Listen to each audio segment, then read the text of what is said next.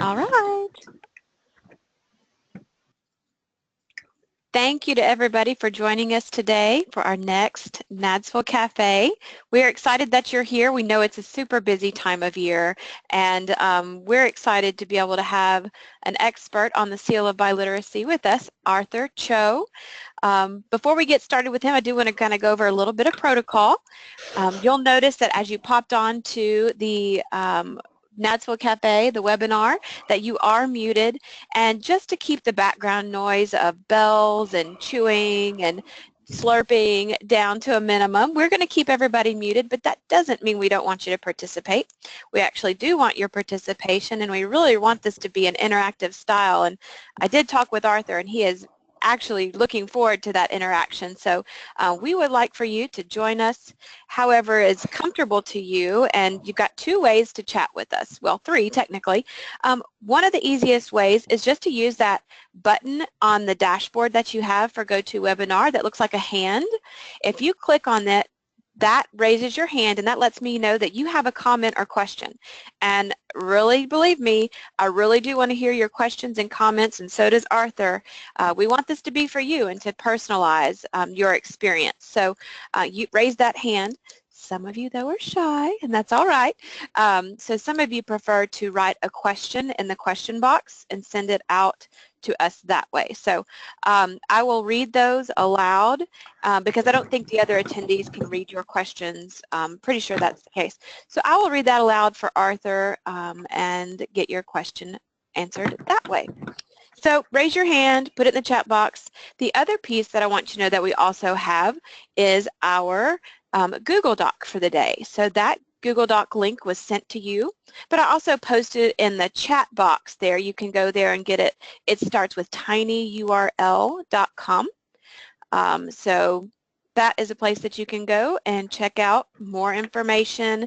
If something is talked about that really resonates with you, you can write a comment there about your own experience in your district, or you can also add to the resources there. So I want you to use that tool. Both the Google Doc and the presentation will be stored in our members only section of the NADSFL Cafe at the end, and that's usually posted within the next couple of days. So we love that you're here live with us, but you can tell your friends also that they can click onto that, other NADSFL members, and that's a resource for them. So we'll get started, and I just want to say welcome again, that this is a busy time of year. This is a time of year that I'm gearing up for summer PD, and I know that some of you also are teaching as well as being a district supervisor. So way to go if you're here, if that's you. You're doing a great job. But also, I know our school year is winding down, and I don't know about you, but I can smell summer already. But often that is our busiest time of the year, and we're taking this opportunity to not only reflect in the year that's gone by, but to do some goal setting.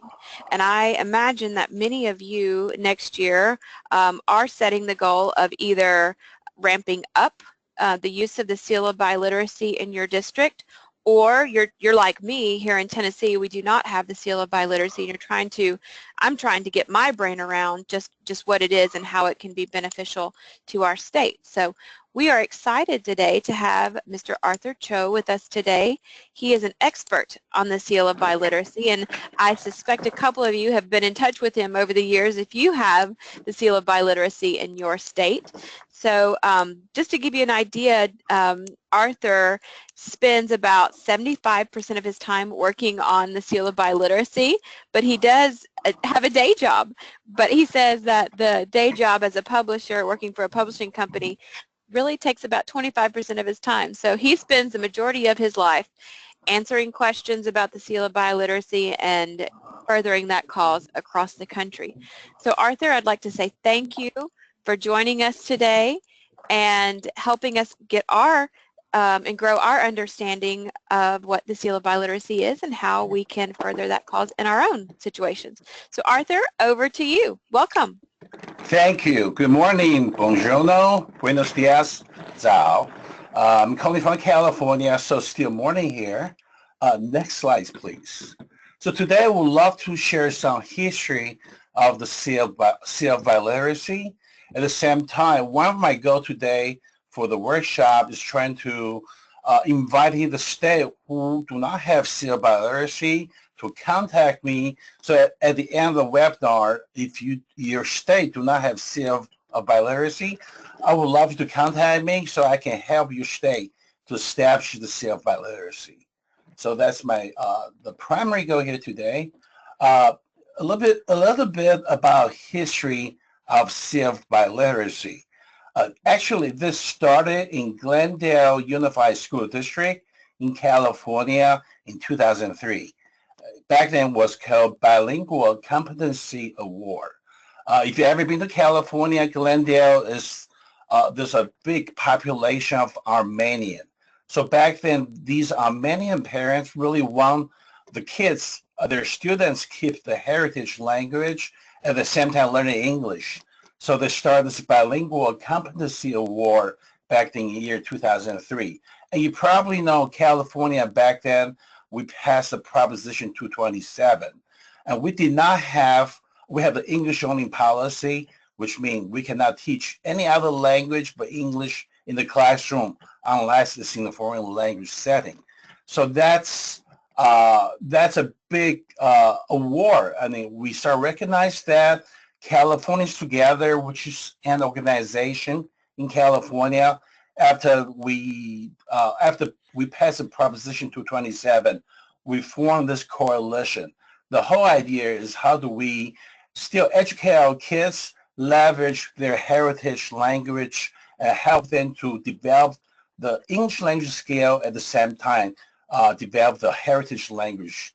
So we formed the California Together in 1998 when we defeated the 228, and last year we actually passed the 58. We repealed the 227, and we actually bring back bilingual education in California. So Californians Together back then, this is one of the big things we're trying to do is to repeal the 227. So we are looking into what can we do to bring the recognition of the heritage language, also develop the world language skill for the students. So we decided to bring this into a legislation in California. So in 2010, Californians Together and us, we joined together, we bring the bill to California. We passed the bill in 2012, become the first state with the CF Biliteracy. And being the Californians Together's mission is California only. So my day job, Velasquez Express, we formed the CF of Biliteracy.org. And our goal is bring the same CF of Biliteracy movement nationwide. And hopefully every state can adopt the seal. And NABE and ACPO joined us in 2014 and 15. And next slides, please. So there are three ways we can actually, for a state to get the seal of Biliteracy. There's the traditional way, which through legislation process. This is a long process. I think most states, I would say 85% of the state go through this process. When we go through the legislation process, you need to go through your House, you need to go to your Senate, and you need your governor to sign it. So it's really a long process. There's a lot of money involved. But once it becomes a law, the CF of Biliteracy has more long-lasting impact because it's written in the book. There is more power in that. So we always encourage, if you could go through legislation process, please do so. There are many other ways. Generally speaking, we go through education committee in your state, but very often, for example, in Georgia, we have to go through commerce committee because Georgia back then, they have a lot of legislators do not agree on heritage speaker learning Spanish or Chinese. They just want the kids learning English, that's it. So sometimes we have to figure out other way to work with the legislator to introduce the bill. And the second way you can get a seal of Biliteracy, the example will be Oregon. You go through school board education code. This is the same thing happening in Louisiana. So there's no legislation process. So generally speaking, you have school board or Department of Education, every state is different. They use education code to enforce the seal of biliteracy. This is an easier route to go through, right? If you have very supportive school board member in the state level, that can be very useful.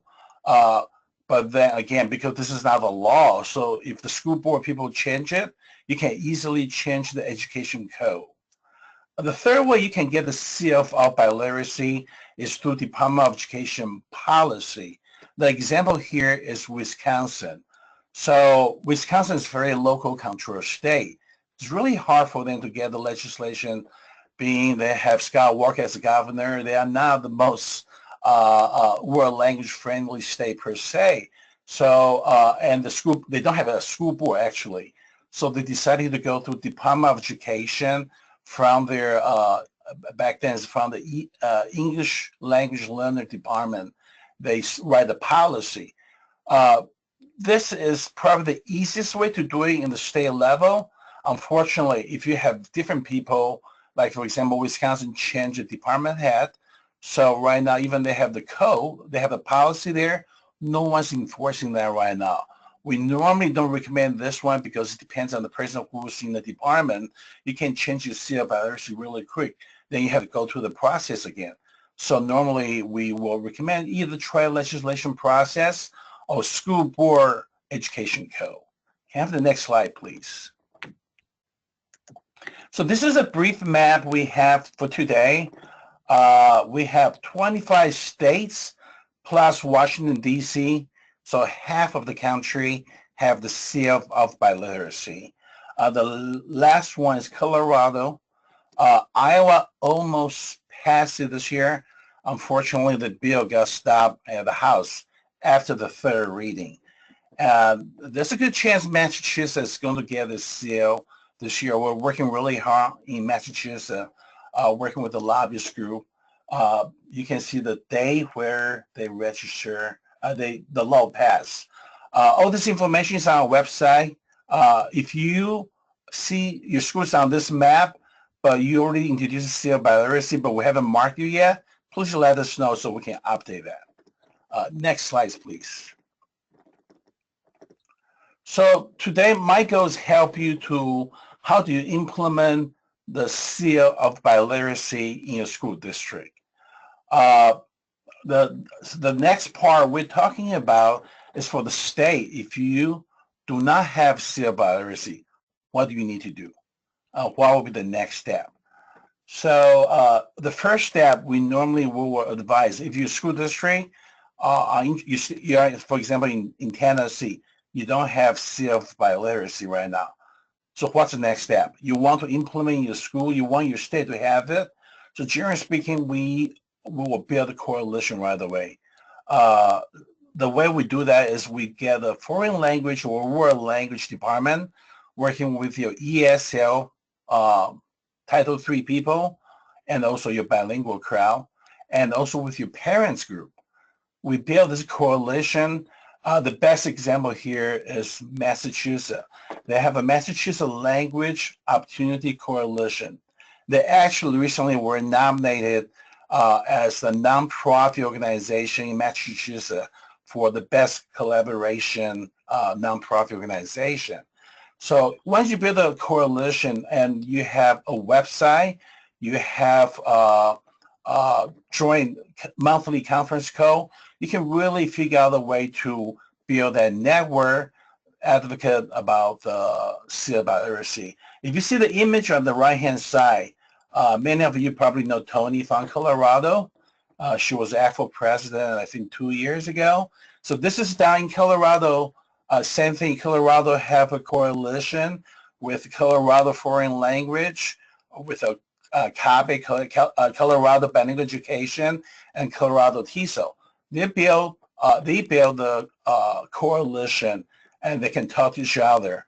So before that, if you do not build a coalition, the issue here is that the example will be Colorado. All three associations trying to do the seal of biliteracy and then introduce their own bill into the legislation and end up with they compete with each other's resource and you cannot pass it. So we always want to make sure we build that coalition, build that task force, so you can collaborate your resources and working with the legislation. And if you see those CF, I support the CF Biliteracy bumper sticker and the sign. If you need those things, please let us know. We will provide you those image and those bumper sticker. So this way, again, your legislation is looking for votes. When they see the picture like this one, they know there's a lot of vote there. So they want to support the legislation. So this is something very important. The second step on the legislation process is about school pilot program. Nowadays, besides the vote, we need data to prove that the CF Biliteracy pilot program works. So we, generally speaking, we will pilot, in Colorado's case, we'll pilot probably 4 school districts in Adam 14, Eagle Rock, Denver Public School. So the idea here is that when you pilot a school and you collect the data, you can show the data in the, when you do the testimony, you can show the data to the legislations to get them support. And the data will show the benefit for this program. And that's the whole idea. And the third part, you have to decide it. Early on, we mentioned the 3-way. You can get the CF Biliteracy. You got to have a conversation. You want to go through legislation process. You want to go through education code, or you want to go through policy. So that's a decision you have to make. It's not an easy decision because sometimes legislation, we always encourage you to go through legislation, but it's really a long process. Massachusetts is working on this for the last almost 3 years now. This is the 3rd year they're working on that. And we, introduced the bill already twice already. So it's a lot of work. Be prepared for that. The fourth part is find the supporters. Very often, people don't realize, because we are in the educational world, people don't realize this. Actually, a lot of people will support the bill from alumni association, from the business community. Especially in your community, you have a lot of businesses want to hire bilingual employee. Bring them into the process. They have a lot of lobbyists working for them. They can help you to work with the legislation process. And if you contact us, we will help you too. We have some resources on the lobbyist effort. We can help you.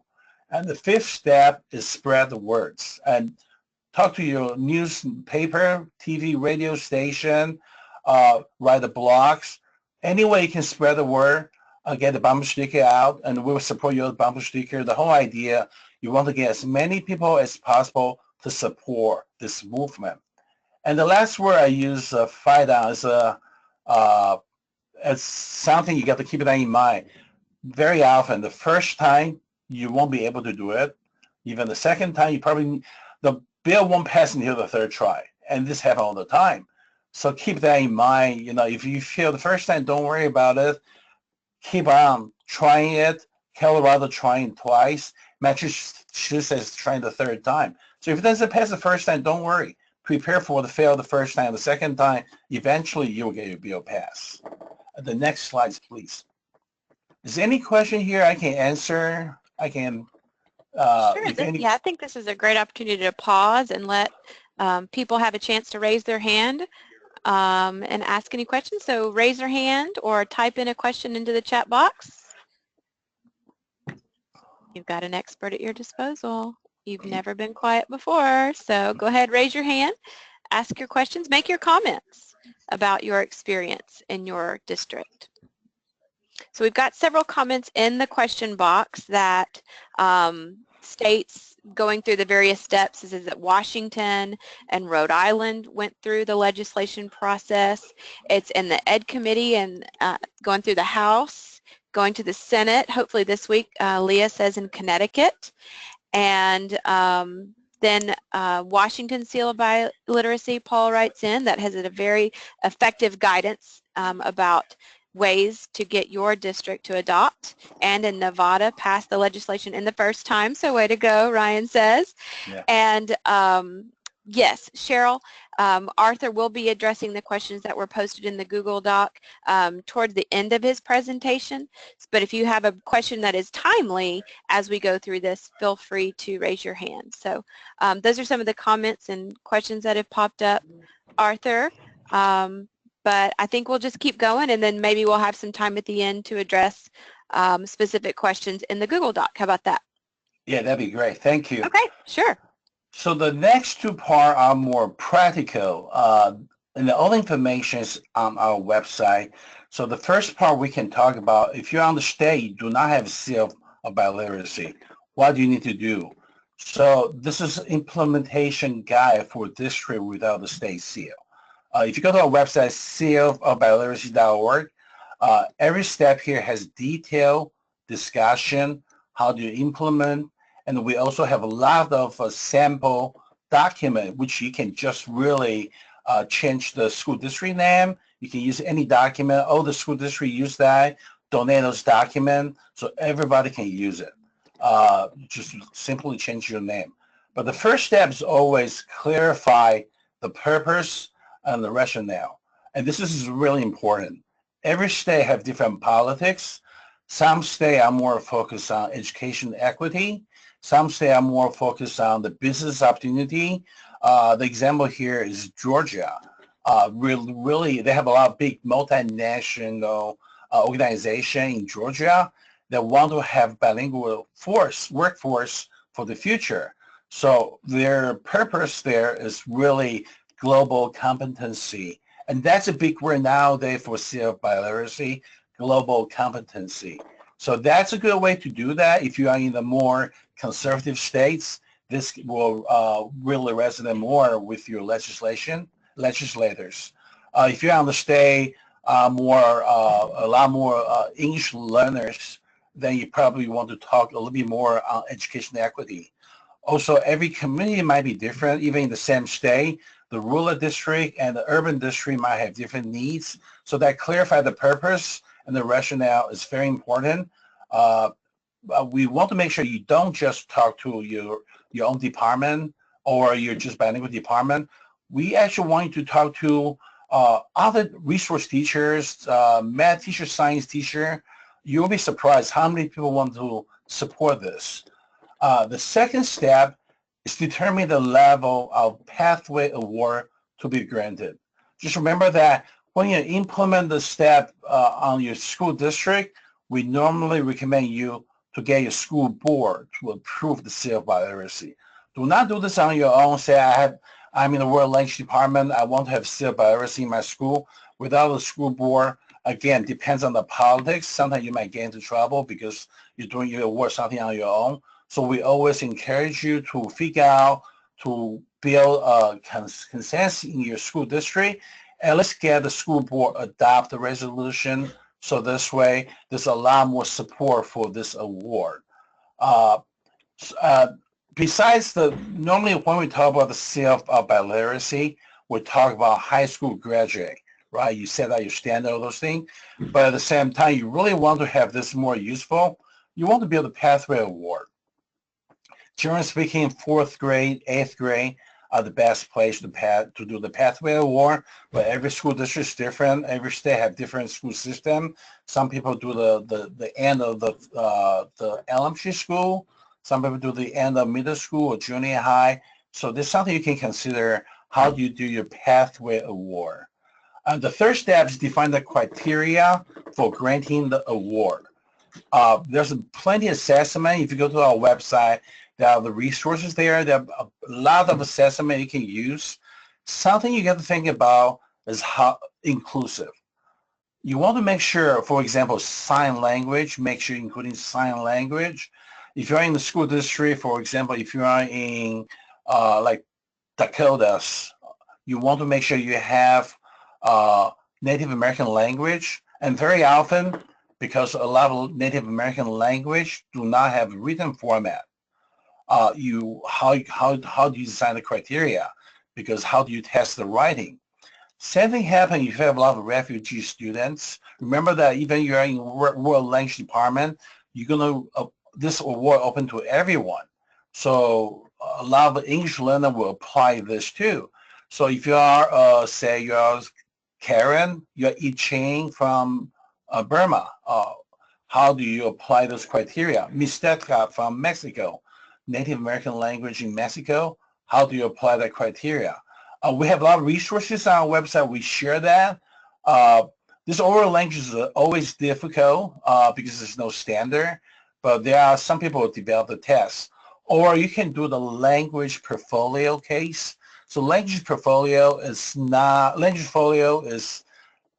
student have to present, they have to write an essay, explain about their biliteracy. You can define the topic. Language portfolio is definitely a good way for those language do not have a test. Also, somewhere hard to find language, I can tell you that almost every embassy has somewhat a language test. If you contact us, like Turkey, all those language, we don't have AP tests for those. You can get the test for those. You do. It's just the way to find and locate those tests. That'd be a challenge, and we're here to help you to find those tests. The fourth step is develop outreach strategy and the application process. So how do you let the parents know? And our experience is that parents is your best ally for this process. Many states, we've been, right now, literally half of the phone call we receive are from parents, because many states, when they have the self-biliteracy, the college, the student would put that in the college application, and many states consider that as a merit. Some states, for example, Minnesota, Illinois, will even consider college credit, 6 college credit, depends on different level in Minnesota. So that's actually really, and saves parents money for 6 credit courses. So that becomes a big deal. So many parents will call us right now for many other reasons. So make sure parents is on your side. Reach out to your parents. The fifth one is design the award and the process for award presentation. This is actually the most fun part. We sponsor medal. Some of you worked with us before, you know that every year we open up the application sponsorship in February. We sponsor 5,000 medal every year. Once we sponsor, pretty much in 30 days we're all gone. So make sure if you want us to sponsor your medal, make sure you like our Facebook page or sign up on Twitter. So when you open up the application, you can get the medals. The award presentation is really critical. This is the best chance for you to reach out to other students who don't know anything about this part, and also parents. So I think every school district really trying to make this opportunity to work with the parents and teachers across in your school to make them know about the self-biliteracy. This is really nice celebration. And I'm honestly, many times, especially for heritage parents, I see them cry in the ceremony. Very touching, because this is the only time they share this. Many of them might not be educated, but they share the culture and the language connection with the kids. High school kids, they don't talk to their parents. This is the moment, really, really precious. And the last step is seeking endorsement, spread the word. Again, this is a movement. We really see self-biliteracy is a movement. It's an education equity, global competency movement. So looking out for business in your community to endorse this, recognize your CLs. So, the best example is New Mexico, where they start the self-biliteracy. They invite the local business community to come here to do the language folio process. And very often we see the business will hire the student right away. They say, we have a summer intern. Do you like to work with us? We have this position open. Do you like to intern or apply the job in our office? Because bilingual skill set is very valuable for employer. The next slide, please. So the next part is easier. If you stay past the self-biliteracy, what's your step? Basically, go to your state website, or if you go to our website, every state, if you come to our website, there's a big map there, and you should click the implementation guide. So California has, every state has its own process. They all range very differently. Indiana, I know that they don't actually have state seal. We actually sponsor the Indiana state seal, but many states have their own, like in California, we have our own insignia. Some state, I know they are digital. They don't, and like in Texas, is more endorsement. So every state, when they pass the law, depends on the legislator. They may pass differently. This all different kind of endorsements, seal, insignia. So the best way to look for your state, we actually got lots of phone call from a lot of the state supervisor, district supervisor, find out how do they input, what do we need to do. They assume we will give you the seal. No, we actually, once your state have the seal law, your state, generally speaking, with a few exceptions, your state actually have a process award the seal to the students. You have to follow that process. Next slides, please. So again, really quick talk about the sponsorship. This is the medal we give away every year, 5,000. If you are a big school district, we can, for example, New York City, that huge school district, I cannot sponsor them. They want like 3,000. So what we can do here is that we will actually, we can make the, we basically make this medal every year in China with over 5,000 every year.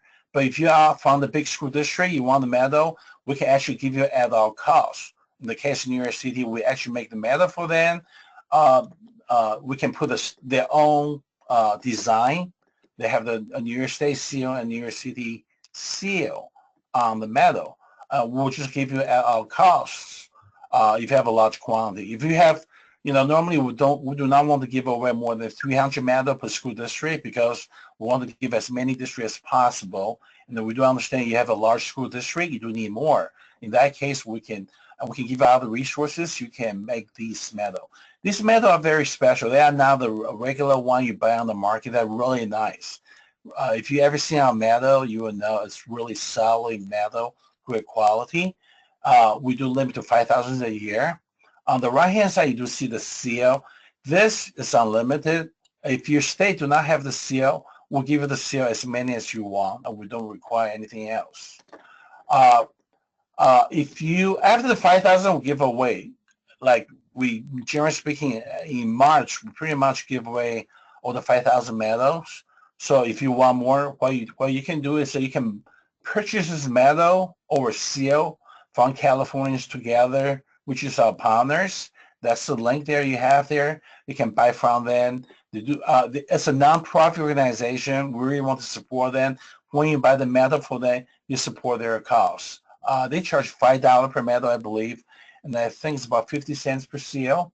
So we really appreciate you can support Californians Together.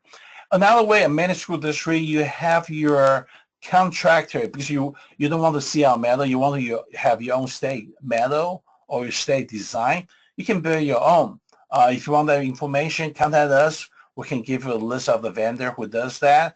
Generally speaking, whoever does your high school graduate, like the gun, the yearbook, they do the medal too, so they can do that for you.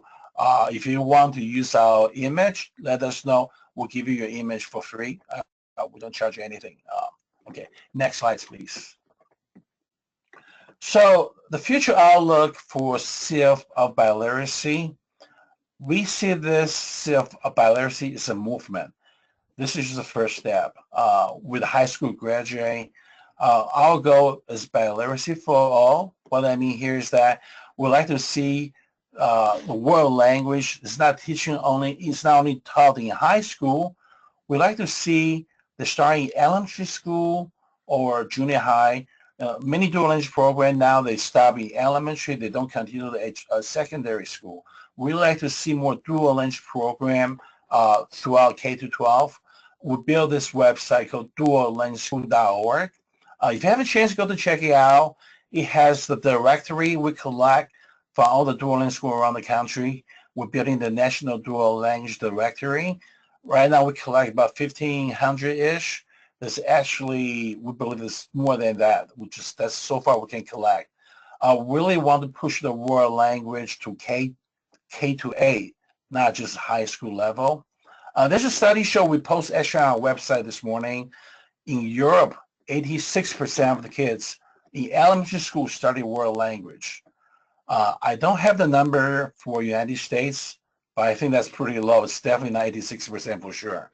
So we should have a long way to go. Biliteracy is just the first step to bring the world language education or bilingual education from to elementary school, and we would love to see more American learn a second language as early as possible. And this is my presentation today. Any question? Next slide, please. Thank you, Arthur. All right, so now's your chance, folks. Arthur, you want to encourage those? I know you told me that you want people to contact you, so are these all the ways that you contactable? Yes, yes. If you never see our website, please go to our website, take a look. Facebook, we're very active on the Facebook, and I'm getting better on Twitter. I'm actually the person doing all the Facebook posting, all the Twitter accounts, so you talk to me directly. My email's there. Feel free to contact me. Most of you, I guess very often the question I got is where you can find the test for certain language or get a medal sponsor. That's a general question which I can really help you to find those resources. One of the things I really want to make it happen is for those attendee who come from the state without the seal. Let me know, please. I really want to make all 50 states with the seal of biliteracy, and would love to help your state to be the next state with the seal of biliteracy law. That sounds wonderful, Arthur. It's Jen here. I have one comment and one question. My comment is that in Virginia, we have collected all of the different tests for each particular language with the pricing to share, and we're happy. We've shared it with Connecticut and New Jersey. We're happy to share it with anyone. So contact Jen Carson at president@nadsfl.org if you would like that. And the question, Arthur, is about that dual language, the previous slide about the schools. Does that apply to dual language one-way programs as well? Yes. So the dual language program, one-way, two-way, doesn't really matter. We list them all. So there's a registration link there on the duallanguageschool.org. If your school are not registered there, please let us know. You can register there.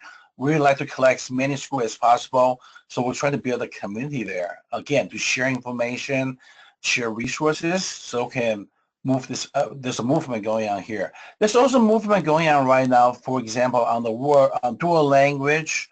Again, depends on your state. If your state design the dual language as one of your ESL solution, which means they can use the Title III money to start dual language program, we see that you will build a lot more dual language school in that state. So the next step for the seal of biliteracy is really trying to go to the state, like make sure they put the dual language school as one of the options for your English learners. And this way you really open up a lot more school to be built. The best example is California.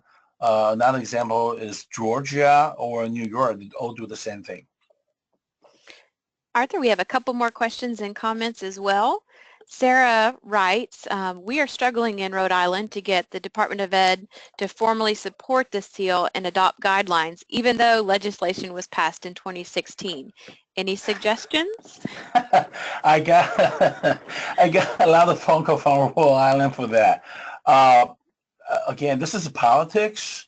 I'm not from Rhode Island. My understanding is certain politics, and this is happening in Texas too, believe it or not. Texas have exactly the same problem as how they pass the law. And I guess and this is something we learned from the past. When we trying to get the law passed, we got to communicate with the Department of Education, especially the people who will execute the education code. So right now, I don't know who is, if you can email me, I will talk to you in person to see we can figure out some strategy. If there's a law, right now the sticking point is education code. They haven't built into education code into that process. So they cannot, they cannot implement that yet. So we got to work with them to figure out how to implement that. That's a process. Okay, so Sarah, reach out to Arthur directly. He says he's glad to help you. All right, so thank you, Arthur. Leah asks, where do we go to submit a school name to get some of those handy-dandy medals for the seal that you said were available? What should she do? Okay, my recommendation here is we usually open this all year round. When we start this process, we have begged people to take our medals because they don't know seal biliteracy. Right now, we actually increased to 5,000 now, but we only open the process, generally speaking, after President Day weekend. And when we run out over 5,000 medals, we have to close the process. Mm-hmm. So the way I recommend you to do is really, if you have a Facebook page, Twitter account, or sign up at our website. So when we open up the medal process, the sponsorship, you will actually get an email say, hey, we open up the sponsorship so you can get a medal. Right now, we do get a lot, especially from Indiana right now, somewhat, they don't even have seal, so we have to support the seal in Indiana at the same time. So please sign up our Facebook page. And we really, this is a movement again, go back to the original question. We want to build a community to support the movement. That's the idea. So please help us, make comment, participate in the discussion at our Facebook page. If you see any good link you want to share, let us know. We want to share with everyone else. As we transition, Arthur, I'm going to move to the Google Doc, if you don't mind, and get some of our questions that were written there answered. I have one while Jen's kind of getting that going and people are getting over there. And you can also, guys, still raise your hand, so don't be afraid to click that hand raising button to talk to Arthur directly. But I know here in Tennessee, I've been trying to think about just what the seal of biliteracy is and get my own brain around it and how it could benefit our students. And so one of the questions in my mind that I have is, you know, I've looked around at different states and what they deem as the proficiency level for their state. And it seems that a lot of states choose, say, intermediate mid. And I will tell you, Arthur, I'm really struggling with intermediate mid and calling that biliterate, because that really barely qualifies a student for the workforce. So can you speak to that for a second and give me your thoughts on that? So that's a process through legislation. When you pass the bill, very often there's many different parties trying to find what they want. So very often that's a common ground, I would say. I mean, I understand it's really low. For example, California, when we passed the seal of biliteracy, we set a very, very low standard. The reason being that back then it's English only policy.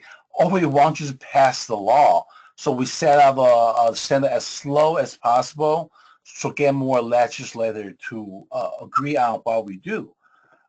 So we actually do encourage you when you start the process for legislation, you want to set higher, but eventually it's always end up a little bit lower for the reason because you have different party want different thing. So it's always a compromise.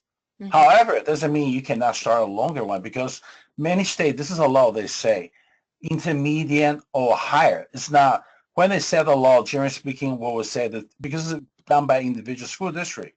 So I know, for example, Albuquerque High School in New Mexico, even the state law said intermediate and high, they actually set a little bit higher.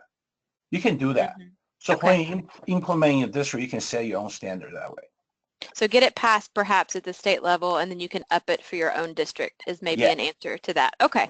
Yes. All right. We've gotten several. Can you see, Arthur, in front of you, the questions there written in? Let's get the one on the right. Let's start on the right. Somebody that has already implemented the seal, because we've talked a lot already about what to do if you haven't. So I want to address those that have the seal but have some questions. So the first question there is, what should the tiers of seals be if tiers were offered? Okay, this the best example. The tier is interesting questions. Most states do not have tier right now, with exception for Illinois, Oregon, and Minnesota have tier, and Florida have tier too. Florida has 2 tier. So if your state do not have tier, you probably want to follow your state law. But if your state have the tier system, um, a tier is a really tricky thing. Uh, the best example to do is Minnesota. Some tier has college credit, like 6 college credit, I believe, in Minnesota. Some tier, like for example in Florida, they're trying to figure out they have 2 tier system. So it really depends on what you accomplish. So when you set up the tier system, this is exactly the way. 1 tier you go here is encourage more kids to participate, to keep them staying the take maybe the 3rd-year world language course in high school. That may be your goal. And the higher tier is more focused on proficiency. So it really depends on your design for your Biliteracy program. So if you are interested about that part, go to our website, look into Minnesota. They did a great job. They really spent a lot of time to design the Biliteracy program. Okay. That kind of corresponds to my question as well. So I like the idea, and I can imagine it's a big sell to parents to get that college credit. Yeah. So that's something that's an interesting angle to work out. And is that worked into the legislation? Yes. Generally speaking, it's through legislation process. So Minnesota is the first one to start that. Illinois, when they passed the law the first time, because Illinois passed the law very early, they go back to introduce the college credit last year. Follow the Minnesota one. So we're trying to encourage more state to include that into the legislation process. And Okay. that, generally speaking, we do see, after introduce that, we see the huge jump on world language student registration in high school because they want to get a college credit. Well, and some of you, if you are interested, Paul writes that Utah, Wisconsin, Minnesota, and Kansas all have tiers. Very effective message to emphasize that this is a pathway and never a final destination. So that's a good resource for you. And I know you have resources on the sealofbiliteracy.org by state as well. So I think that might be a good area to point people. Another question is, how many retakes are appropriate, and what should the waiting period between retakes be? This is another tricky question. Again, every state have different say on that. Again, depends on your goal. So some state, I believe in California, you can do as, because besides the regular AP Apple test, they have other way you can do it. So they do not set limit. And the goal here is to encourage your kids to achieve that language proficiency. So again, there's a cost involved here. And that's maybe something we can talk about, is that because when you retake the test, where do you get the money? Sometimes you get the money from your state world language budget. Sometimes you can use, I know some states use Title II, or the Title II money for that, or Title V, or even Title III. Some districts even use Title I if they are eligible, because every time you retake the test, there's money there involved, right? So how do you handle that part? You can work with a local charity, look for donation. There are grants available to take the test. So I would say, you can take as many times. My philosophy here is to encourage them. Don't discourage them. So encourage them to take as many times as possible as the budget allowed. Okay. All right, and we've got some people. I know I see Michelle has her hand raised. Michelle, I'm going to turn your mic on if you'll get ready to ask your question. Go ahead. Are you there, Michelle? Yes. Can you hear me? Yes. Okay, great. Hi, Michelle. Hi, how are you? I just want to thank, Californians Together have been totally inspirational to so many of our states. We would definitely not have gone down this path if you had not made such a point of making all the information available in a broader way than just California. And I think that's really the strength to this whole effort, is that we continue to find ways to make it as coherent across the states as possible. So I wanted to just say a couple things about the the proficiency target level. I can certainly understand that we often think of biliterate, that sort of implies that you're somehow equally literate in these two languages, and that's not the case. And I can speak for Washington State that one of the reasons that we went with intermediate mid as our target for the seal of biliteracy, for our state seal, is that we have done a lot of testing of ELL students, not necessarily even ELL, but heritage learners, but even immigrant students, in fact, specifically immigrant students, many of whom have not had extensive development of their literacy in their home language. If we did not allow intermediate mid as the level, there would be many of those students who would not be able to qualify for the seal, which feels really inequitable. The other thing is, because it's across skills, it's not unusual at all for someone to be advanced in speaking but lower in writing. We have, unfortunately, a lot of our students from Somalia, Ethiopia, places like that are maybe advanced level in speaking, but then they're intermediate low, novice high, and can't earn the seal. And so it was really an equity issue in our state. The other thing is that we also don't have a very well-developed world language system in our state. So there are many, many counties in our state where students can't get even beyond Spanish 2 in school. And so, not that we expect them to earn the seal after Spanish 2, but a highly motivated student could take some additional online courses or do some other experiences and maybe get to intermediate mid, so it at least gives them a stab at it. So our approach was to take intermediate mid as a reasonable place to start. Now, maybe everyone will decide in 10 years that we can raise that level, but at the moment it would be a miracle if we could even get any sizable number of students to reach that across different communications levels. And so I'm really interested in seeing where the different tiers of seals, because that's something we've been looking at to really honor the students that are advanced overall in their either their home language, or because they've done a dual language immersion program, or they were just extremely motivated through a more traditional 6-year series of world language classes. So Arthur, I really hope that we'll continue to see more updates on that. We're looking to recognize students in our district at a higher level, and I don't know if we'll call it the platinum seal like they've done in Utah or just what, but that's an interesting development. Yes. We actually are working with Loyola University. We are doing the research right now. They're trying to do the study, compare that. So the paper won't, we're going to present the paper actually next year at TESOL.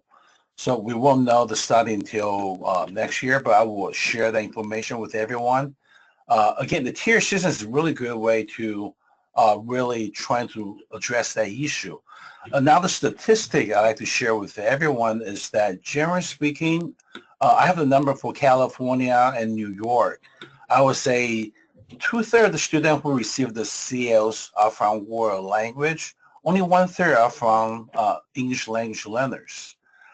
You assume that you have a lot more. That's what we were hoping for, but very often they cannot pass the writing test because they have the speaking skill, listening skill, but they cannot pass the test.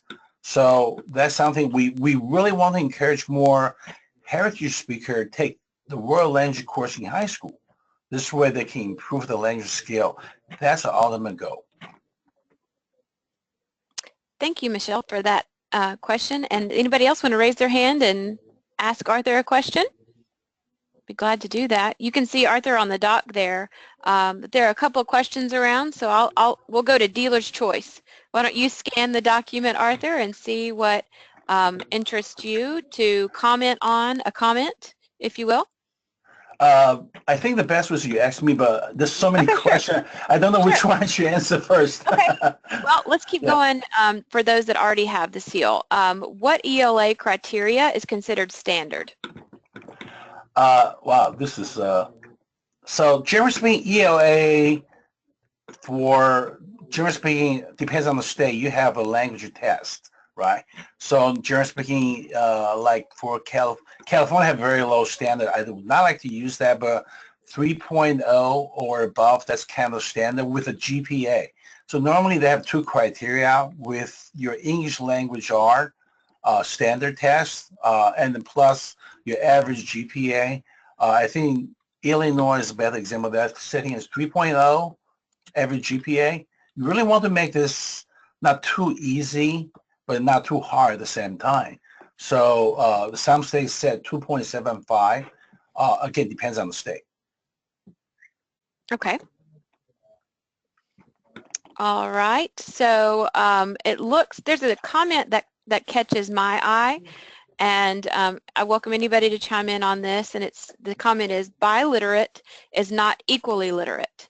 Unequal proficiency across the skills, especially for heritage speakers. Can you talk a little bit about that, Arthur?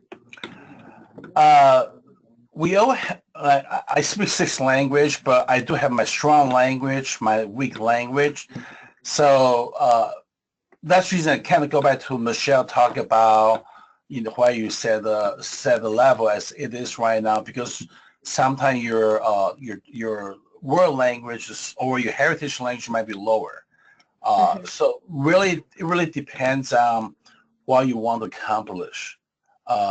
Back to the example in Minnesota, I think the Platinum one, they set pretty high. I think they set high for world language. So really different purpose, but you get a college credit. That means something. And you really want your student to see, I can get college credit for this. That's just I want to have a higher standard. So that's the whole concept. Okay. Yeah. And I do see a question here that you say you want me to share the provider who can make the medals. There's the one which California together right now they're using right now. It's called CROWN, CROWN's CROWN medal. If you email me, I can give you the medal numbers, and I can give you the image if you want to.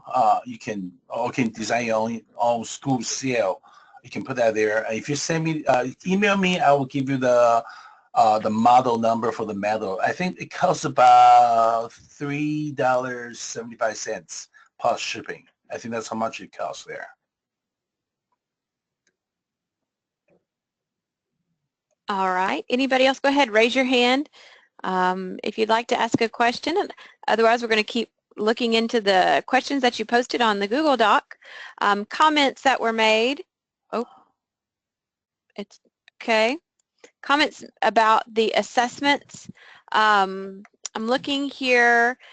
Partnerships with some local universities. That's an interesting concept. And they're offering PD sessions for counselors and administrators to advertise the seal. So it sounds like some really great ways that people are already reaching out. And up above in the comments, Arthur, there was a partnership between, I think, Rhode Island and Connecticut, it seemed like. So I think that's a good angle to explore. And I think you would imagine you don't want to do this on your own, but you want to reach out to those that have already gone down the road, but then at the same time, like you were saying earlier, personalize it for your own states or your own district's goals. So what are your comments about that? Oh, partnership is definitely important. I think especially you want to pass through the legislation process, that partnership is a must. I really encourage you, and a lot of schools don't think about that, is especially for high school, look for employer, because I know, we are an employer myself. We always look for talent, and the bilingual talent is hard to find. In high demand, really. So if you work with your local community, they really support this. I really encourage you to reach out your Rotary Club, Lion Club in your community. Many of them support this. They can sponsor your medal too. They will pay for that. They will help you legislation process for sure. I think, I forgot which state, they do have a community college program for seal biliteracy. Just join. Another thing we see, very interesting thing here is there's a trend right now as your world language students in high school go to your dual language elementary school. Let them talk to each other. So the high school world language student become like a tutor for elementary school dual language program. That's another good partnership. You kind of bridge that gap. So that's very interesting we have seen so far. All right, Arthur. We've got about 1 minute left. It looks like Michelle has a question. Oh, Michelle, did you have another question? Michelle, did you have another question or comment? That may be previous. That may be a vestige, yes. So Arthur, why don't you give us in our last minute just a heartfelt plea why you think this is important, and sell it to us one more time. We started this process as education equity. It's dear to my heart for the education equity part, but this is also about global competency. You know, how do we help the student prepare for the future? I mean, really, when we think about this, the kids we teach nowadays, we probably prepare them for a job which doesn't exist right now. You know, you never know how things change. This is biliteracy, bilingual ability really open another door for them. Our goal here is that, especially to dual language school, we want the student, when they graduate from high school, they have the ability to speak two language, and they can apply the best school in the United States. They can apply the best school in, say, Mexico, Argentina, or China. We want to have that language ability for them to do that. That's our ultimate goal. And I really appreciate the opportunity to speak with everyone here today. Thank you. Arthur, thank you so much for your time and you sharing your expertise with us. And thank you, NADSFL members, for posing wonderful questions. And actually, I hope you have time to really explore the Google document that has been created while we've been talking. Arthur, it's probably some great information for you, and for our NADSFL members, it's another opportunity for you to continue your learning about the seal of biliteracy. And now you have a personal connection to Arthur, so he, I know, would love to hear from you and answer your questions. So I do want to be cognizant of our time. I thank you for the hour, folks, that you've given to us. We appreciate you, and we're excited to be able to continue your learning on this topic. We hope you'll join us next time. We are going to take a little bit of a break over the summer. And Jen, any last comments or thoughts from you for us? No, I think this was a wonderful way to end the year. Biliteracy Seal has been huge on all of our horizons, and we're very thankful for your sharing your time with us today, Arthur, and all of the NADSFL members. Thank you all, and enjoy your summer. Thank you.